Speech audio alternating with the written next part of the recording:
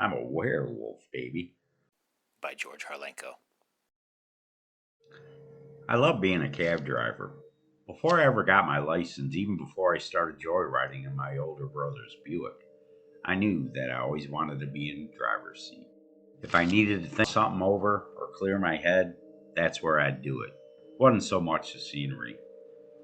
I guess it was just the idea that in this whole crazy world, there was a place where you could still have some control. Heck, like a lot of people, I even lost my virginity in a car. And while it was a tight fit, we managed to do it in the front seat. Yeah, sure, I carry a gun. There aren't many drivers on the night shift who don't. We are told that the partition will stop a 38, but as a left hander, I always felt safer knowing that I could have my right hand on the wheel and my left hand on my shooter whenever a passenger came across as a bit sketchy.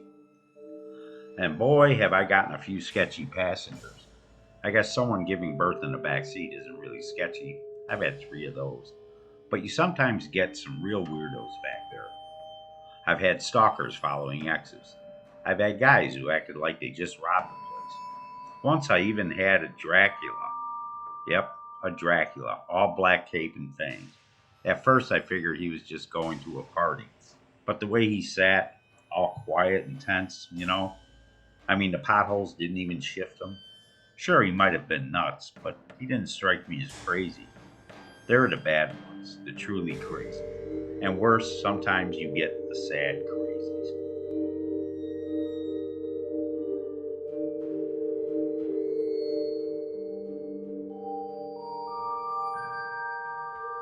One night I had this young girl in the back of the cab who just cut herself. Not deep, well, not suicide deep, but she was crying. Every few blocks she'd slice her forearm with, I don't know, I never really saw what. I didn't figure out what she was doing until there was almost a 10 spot on the meter when I called her on it. She waited until the next stoplight and ran out on the fare. I didn't bother chasing her. I just went to the back seat to check everything out. There was no blood that I could see. The seats weren't slashed or anything. Nonetheless, I brought my hack back to the garage and went home sick. I figured that I started crying at around my third beer. So you'll understand why I didn't really flinch when this guy got into the back seat and said, I'm a werewolf, baby. I said, that's okay. I've driven vampires before. A couple of mad scientists from over by the university have gotten rides. Once on Archer Avenue, I even picked up a ghost. You know, just up the road from that big cemetery. I then dipped my head to get a look at the full moon through the windshield. Still, I gotta admit that you are my first werewolf. What I said didn't seem to faze the guy. In fact, he acted like he didn't hear me. And that's pretty much how the rest of the ride went. Nice, he kind of grunted and hissed the word at the same time.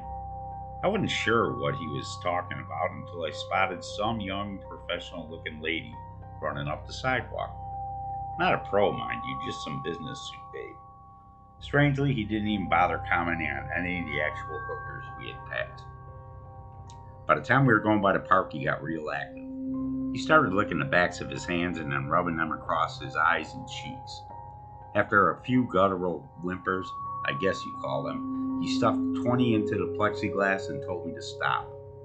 Didn't really surprise me when he dropped to his hands and feet and scurried away from the cab. I didn't want to get out and close the door, so I just chirped the tires and let the momentum close it for me.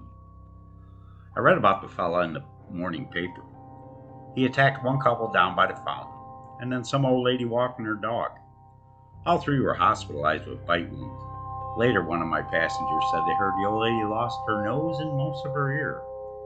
Her little dog ran off, of course. The werewolf's night came to an end when he made a lunge at a cop. Word on the street was that the cop had to reload his gun just to put the guy down. Everyone said that he had to be on PCP to take that many shots and keep coming, but I don't think so. I mean, I drove the guy for a while, and he didn't look like he was dusted. Then again, that ghost didn't look like the type to run out on a fare, either.